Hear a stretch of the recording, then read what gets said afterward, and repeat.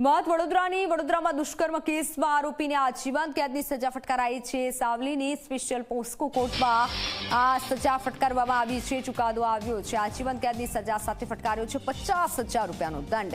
Chargesheet રજૂ કર્યાના 22 મહિનામાં જ કોર્ટે ચુકાદો આપ્યો છે। વર્ષ 2022માં વાઘોડિયા પોલીસ મથકે ફરિયાદ નોંધાઈ હતી। પરિણીત આરોપીએ સગીરાને પ્રેમ જાળમાં ફસાવી દુષ્કર્મ આચર્યું હતું અને આરોપી કૌશિક તડવીને સ્પેશિયલ પોક્સો કોર્ટે ફટકારી છે સજા।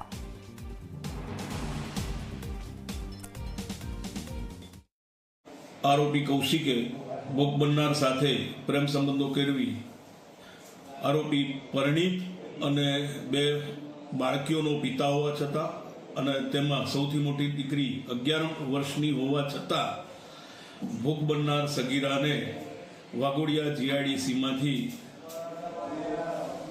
દુષ્કર્મ કરવાના ઈરાદાથી અપહરણ કરી ભગાડી જઈ 2 માસ જેટલો સમય ગેરકાયદેસર રીતે તેના કબજામાં રાખી રાધનપુર તથા ભુજ જેવા સ્થળોએ રાખી ભોગ બનનાર સાથે અવારનવાર દુષ્કર્મ કરેલ છે।